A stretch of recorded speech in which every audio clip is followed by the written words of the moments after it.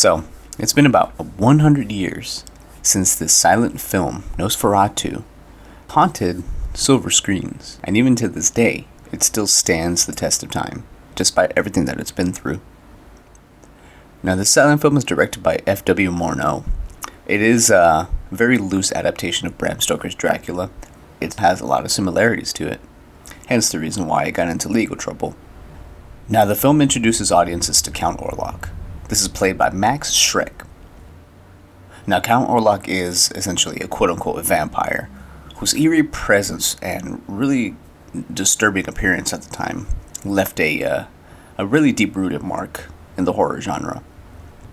Now, even still with it being a silent film, it still employs really kind of compelling storytelling, although kind of goofy. It does have a lot of German expressionist techniques to kind of evoke a haunting atmosphere, really making it a kind of a cornerstone of early horror cinema. The film was adapted by Henrik Galeen, directed by F.W. Murnau, and the costume and sets were by Albin Grau. Max Schreck played Count Orlok. Gustav von Wagenheim played Thomas Hutter. Greta Schroeder played Ellen Hutter. Alexander Granach played Knock. The release date was March 4th of 1922. So, the narrative begins talking about an ominous plague. Quote, Nosferatu. Does this word not sound like the death bird calling your name at midnight? Beware you never say it, for then the pictures of life will fade into shadows, haunting the dreams, will climb forth from your heart and feed on your blood. I have reflected at length on the origin and passing of the great death in my hometown of Winsborg. Here is its story. Once in Winsborg lived a man named Hutter and his young wife, Ellen. The scene then opens up in Winsborg. It's a quiet little German town. You then see Thomas Hutter starting to get ready for work.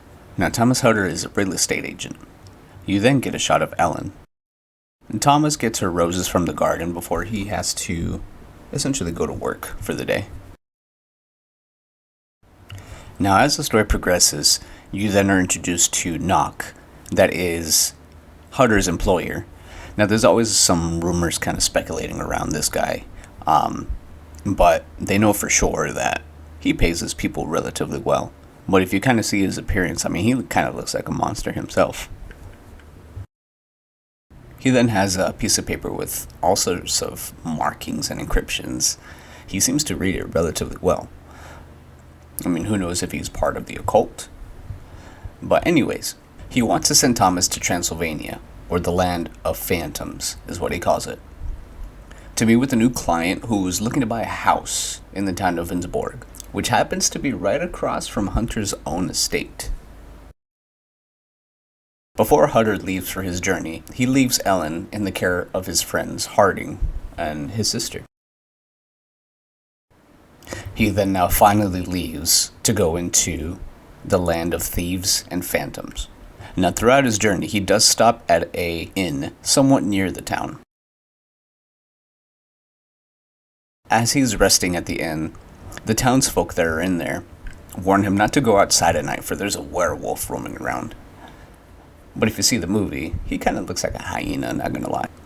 Now, as Hutter is staying at the inn, he converses with some of the townsfolk, saying that he's there to meet Count Orlok.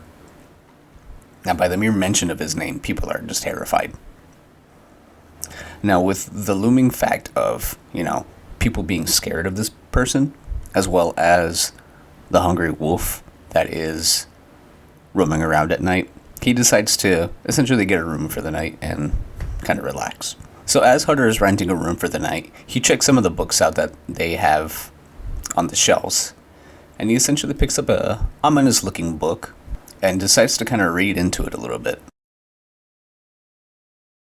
From the seed of Belial sprang the vampire Nosferatu. who liveth and feedeth on human blood. This unholy creature liveth in sinister caves, tombs, and coffins, which are filled with cursed dirt from the fields of the Black Death. Now, at this point, Homeboy doesn't believe any of it, so he tosses the book away and goes to sleep. He mounts the carriage that he was riding on and continues on to his journey into the Carpathian Mountains. Now, at some point, the carriage just stops. Doesn't want to take him any further. It's getting dark as well, and Thomas is already late to meet with Count Orlok. Now, the reason why they stop, he really doesn't know, but of course, it could probably be because it's just a superstition. So, he just kind of leaves.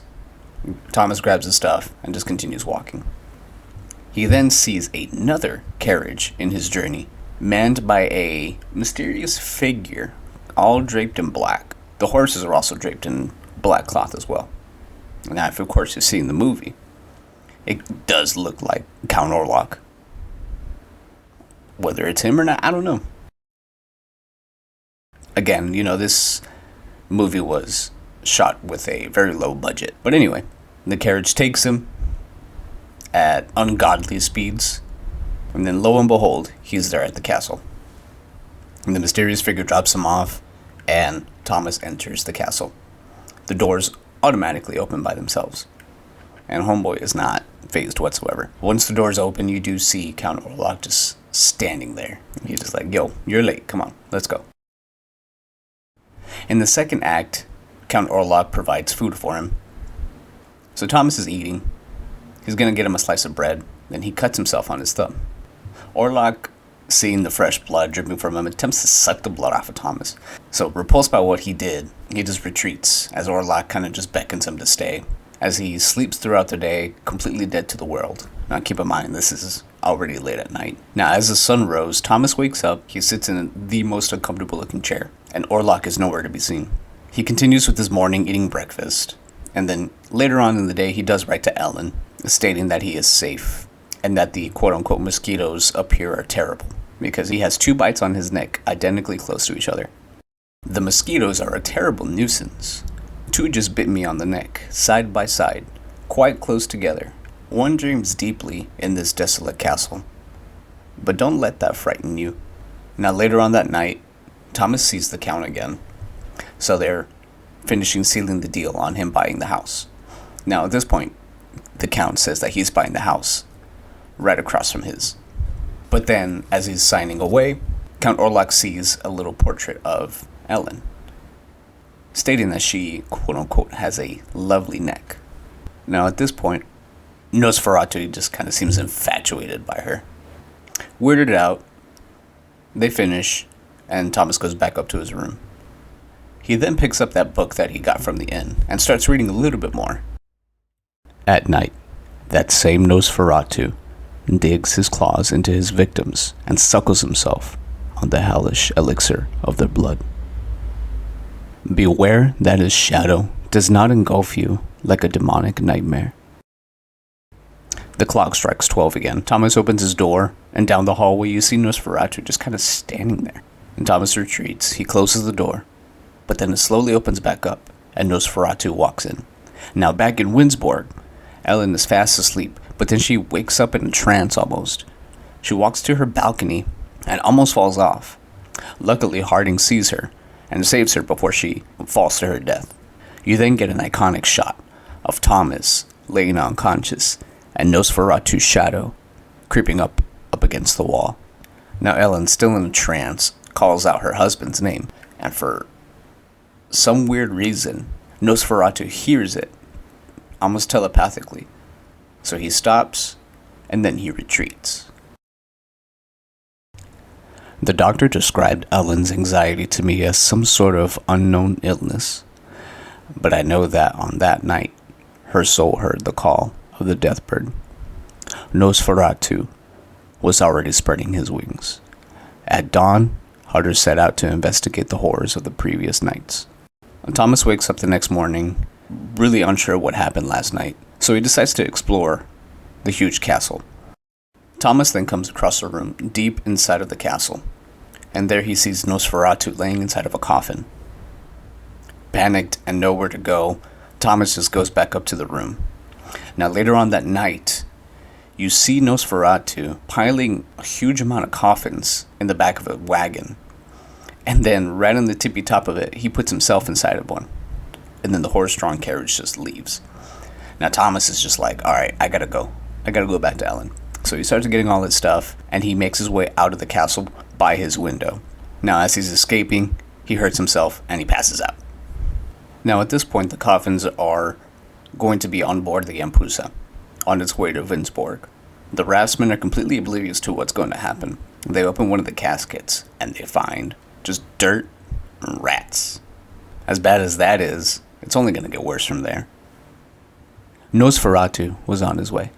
Later on in the story, as people are starting to fall ill, Nock himself is ill in the head. He starts going crazy, stating that blood is life. So at this point, they put him inside of like a solitary quote-unquote cell, or he's really just in a room. As things are starting to go downhill quickly, you kind of just see Ellen on the beach side, hoping to kind of spot Thomas on the horizon. Now at this point, you see the beach just kind of lined with crosses everywhere. Really, really cool looking scene. But Thomas isn't quite there yet, as he just started to get better from escaping from Orlok's castle. Because remember, when he escaped, he hurt himself and passed out. Farmers saw him and ended up in the hospital. Nock, in his cell, steals a pamphlet that a security guard had on him, stating that the plague has broken out in Transylvania, and in the black ports of Varna, masses of young people are dying. All victims appear to have the same strange wounds on their necks, the origin of which is still kind of a mystery. The Dardanelles have been closed to all ships suspected of carrying the plague. At this point, homeboy Nock is excited. Back on the Yampusa, people are starting to fall ill on the ship, seeing visions of Nosferatu. Now, whatever illness this was, it killed a majority of people on the ship, leaving behind just the captain and his first crewmate. Now, at this point, the first mate decides to go below deck, thinking that maybe the coffins of dirt and rats have something to do with it, stating that if he's not back in 10 minutes, and he's probably dead at this point. So he breaks open the coffins, and rats just start to pour out of them, blanketing the ship's floor with, just themselves. He finally gets to the last coffin that he's in, and then you see the coffin opening by itself. And Nosferatu rises from the coffin, stiff as a board, and the eyes just piercing the viewer. Now terrified, the crewmate then goes back up, runs up to the ship, and just jumps overboard, fearing whatever Nosferatu is more than drowning in a vast dark ocean, which is crazy. The captain then just ties himself down to the ship, just prepared to go down with it. You then get the iconic shot of Nosferatu creeping up on the ship. Now at this point, you go back to Ellen back in Vindsborg. She is in a trance again, and you see the ship that Nosferatu is on just going at ungodly speeds. Ellen stating that he is coming. Who? I don't know. Thomas? The Count? Nock then sees the ship approaching the dock from his cell. In anticipation for his arrival, Nock then strangles the guards and escapes. Now, if you're wondering why there's all these coffins filled with dirt, it was mentioned earlier, but there's also another title card that kind of states it as well. I have wondered for a long time why it was said that Nosferatu took his coffins with him, filled with dirt. I have surmised that vampires can only draw their shadowy strength from the cursed earth in which they were buried.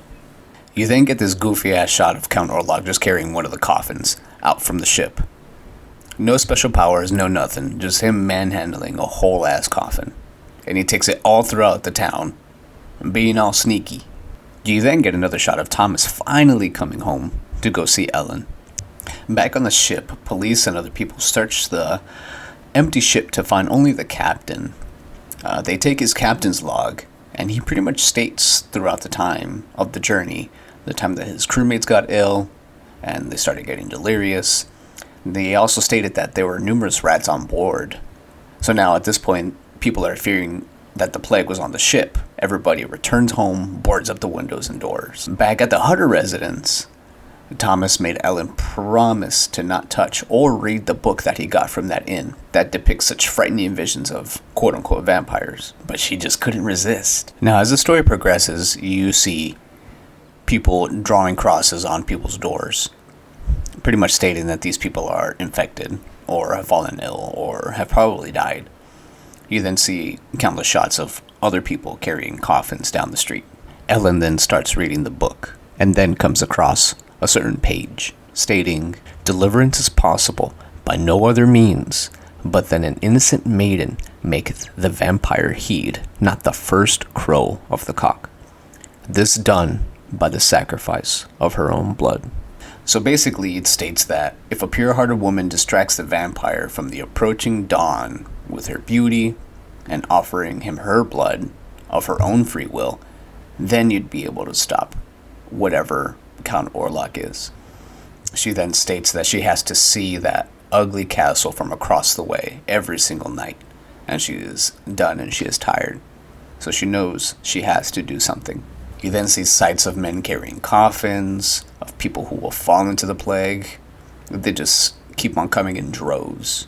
So she finally conjures up the courage to stop this once and for all. Now, meanwhile, at the same time, some of the townsfolk are essentially just looking for a scapegoat. And they chose Knock. At this point, he escaped whatever solitary he was in. And he is just running up and down the street, running across rooftops and fields. And people are just hounding him. Getting restless, Ellen keeps on going back to the book, rereading that same line over and over and over again. The final night is here. Ellen wakes up again and looks out the window, and she sees the Count just staring at her through his window. That boy is certified creep for sure. At this point, it's just like now or never. Ellen opens the window, almost as a signal to come in. Ellen then wakes up Thomas, who is sleeping right across from her, on a chair, saying that she's feeling ill, and she just cannot anymore. So then Hutter runs out the door and goes and fetches the doctor. This gives Nosferatu plenty of time to sneakily come into the Hutter's residence. You then get the very, very iconic shot of Nosferatu's shadow just creeping up towards the stairs and into Ellen and Thomas's room. Overcome with fear and awe, Nosferatu starts embracing her as he comes in for really just the one thing that he wants, which is just her pure flesh and blood. You get another iconic shot of Nosferatu sinking his teeth into Ellen. The ambiance of the shot and the darkness of it only lighting up Nosferatu's face. The only light source in the room was a lamp right across from it, gently lighting up Nosferatu's face and claws as he sinks his teeth into Ellen's neck. You then see a rooster crowing at the first sight of dawn. Nosferatu was oblivious to the approaching daylight. The first rooster has crowed. He drank her blood. It's too late. The dawn has already approached. Nosferatu is caught in the daylight and dies in a puff of smoke. The first vampire in history to be killed by sunlight. Quote, "The master is dead." As a recaptured and homeless, he looks homeless, a recaptured and hopeless Knock is back in solitary. Hunter then arrives to Ellen passed away on the bed. The plague has been eradicated. Her sacrifice was not in vain. And the truth bore witness to the miracle. At that very moment, the great death came to an end, and the shadow of the deathbird was gone, as if obliterated by triumphant rays of the living sun. You then see a shot of Orlok's castle destroyed. The film then ends.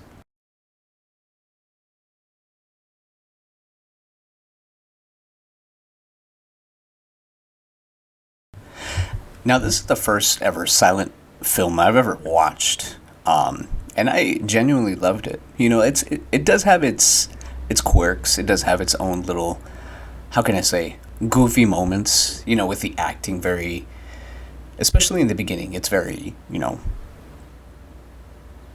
happy-go-lucky in a way.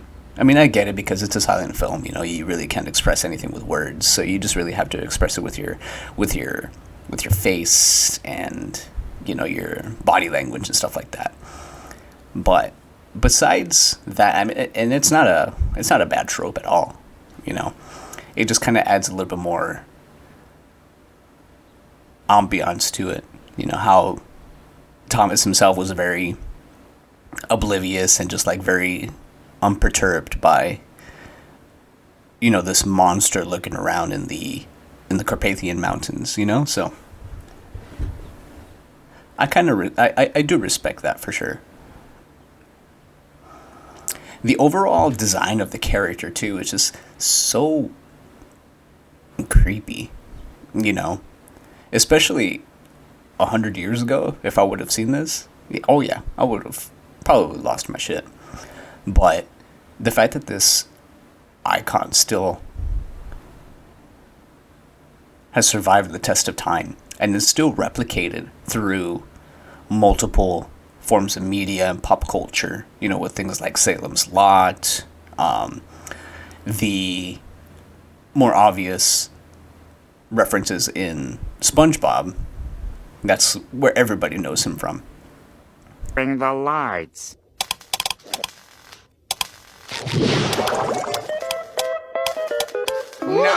Nosferatu! It's just such a unique character design. And it's definitely very, very different to the clean cut and more human like version of Count Dracula. Now, obviously, both of them do kind of share some similarities. Some of them are really different, but we'll get to that a little bit later. Now, apparently, whenever the film was released, it did horribly, and it did very, very poorly. It even caused the studio, Prana Films, to go bankrupt. It had a very, very cheap production budget. Most of the shots were filmed in an actual town with actual people, so I'm assuming it was very hard for them to essentially schedule everything. But despite its setbacks, it ended up being one of the greatest films. So much so that in 1995, the Vatican included Nosferatu on a list of 45 important films that people should watch. And it was ranked 21st in Empire magazine's The 100 Best Films of World Cinema in the year 2010. Now, with all that being said, it was essentially almost lost to time, almost lost media in a way. And me personally, I love lost media. I love learning about lost media, and I would love to cover more stuff about that. But the reason why it was considered almost lost media was because of the legal battles that it essentially had between the production crew with Nosferatu and Bram Stoker's widow. Bram Stoker, of course, being the mastermind behind Dracula. Now, in regards to some similarities and differences, I'll just list a few real quick. Count Dracula being replaced by Count Orlok. Of course, both images are completely different, polar opposites. Dracula seems more clean-cut, noble and human-like, able to mingle with the crowds throughout any kind of setting, only being weakened by sunlight, not essentially killed by it. While Orlok, he completely disintegrates at the first sign of dawn. Jonathan Harker is Thomas Hutter. Mina Murray is Ellen Hutter. Renfield is Knock. And all the other characters intertwined in the main stories are similar but still different in some ways. Now, despite some of these creative differences, it still shared quite a bit of similarities with Dracula. So, all copies of the film Nosferatu were ordered to be destroyed, following a lawsuit by Bram Stoker's wife, which she ended up winning. Now, thankfully, in a turn of events, some of the films ended up being saved. Now, thankfully, some of those copies ended up overseas. Now, granted, they weren't the exact carbon copies of the original film. Some of them were essentially spliced together, made bootleg copies of them, so on and so forth, alternate endings. But the whole integrity of the film Nosferatu was still alive. With the most recent restoration, it was completed around 2005, 2006 era. It has been re-released on DVD and Blu-ray throughout the world. It features a reconstruction of Hans Endermann's original score by Bernd Heller. It is also available on Prime Video at the time of watching this. It is in color, so it's not the full black and white, the full monotone yellow or blue, but it was still definitely a really good watch. Now, I would definitely recommend people to give this one a watch. It is available on Prime Video. Last time I saw, I believe it's on YouTube as well. It has entered the public domain at the end of 2019. So maybe it's a little bit easier to kind of get your hands on it versus other films. Now, while me personally, in the regards of classic movie monsters like the Wolfman, the Mummy, Dracula, or anything like that, my heart was always on Frankenstein, the movie Frankenstein. The overall concept of Frankenstein really drew me in as almost like a playing god sort of thing. I never really paid much attention to any kind of like vampire mythos or anything like that, like Dracula, or, never really seen any of the pop culture ones as of recently, like What We Do in the Shadows, even though I've heard that it's a really good show. Maybe now I do want to kind of just watch more vampire flicks because of this movie, But anyways, in regards to the classic monsters, definitely I would put Nosferatu like as the cornerstone of horror media. Now, growing up as a kid, I never was exposed to any kind of like horror media, not by some sort of religious reasons or anything like that. It was mainly just, it wasn't around the household as much. So whenever I discovered horror media by myself, I started drawing, all these creepy kind of designs and, drawings and stuff like that, because it really just interested me. Hence the reason why I still essentially do it to this day. It's one of my favorite things to draw. Very grotesque kind of drawings or paintings or, just things like that. But I also have a soft spot for other things as well. And I'll just kind of pop some stuff here and there, because I really like to mix other stuff with horror. Things that really wouldn't mesh well with it. For example, like, I don't know, Mickey Mouse and the ever-impending doom of a cosmic being, taking over the world.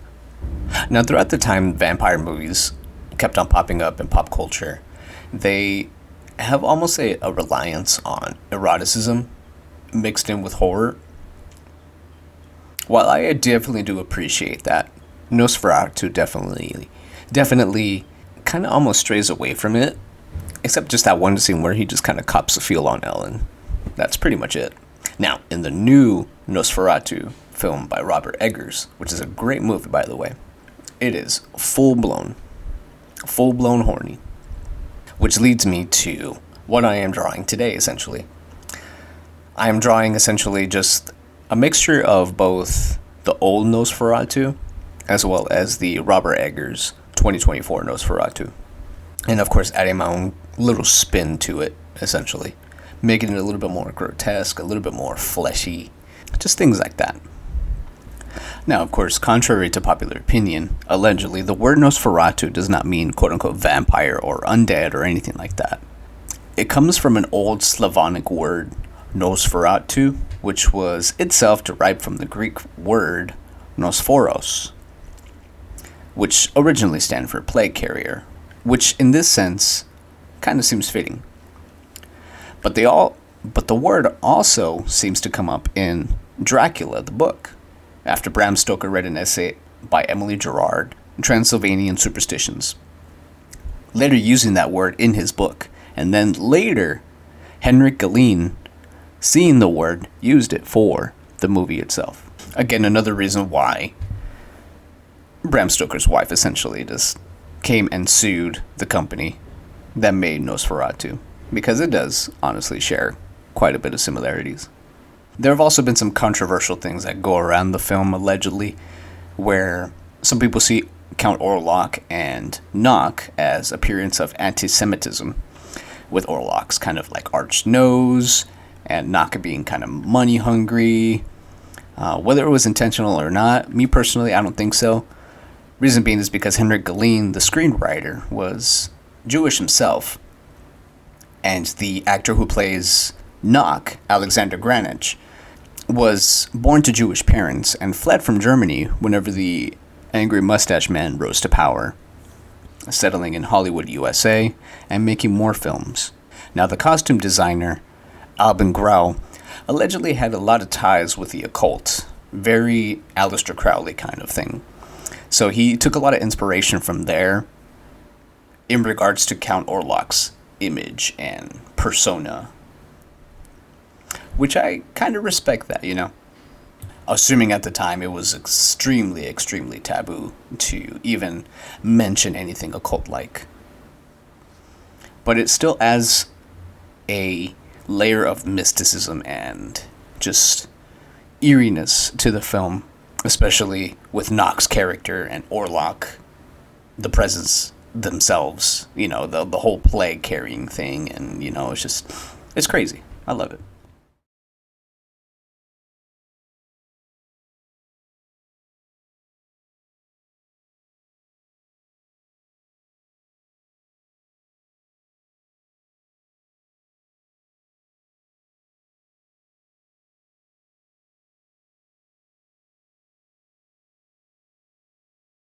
Nosferatu remains a landmark in horror cinema, notable for its very creepy atmospheric storytelling and pioneering special effects.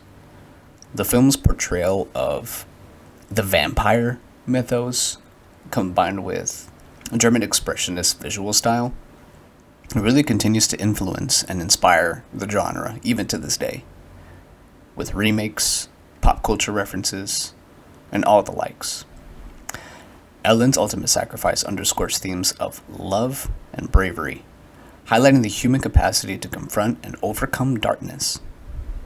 As a silent film, Nosferatu relies on visual expression and dramatic tension, creating a haunting experience that resonates with audiences more than a century after its release.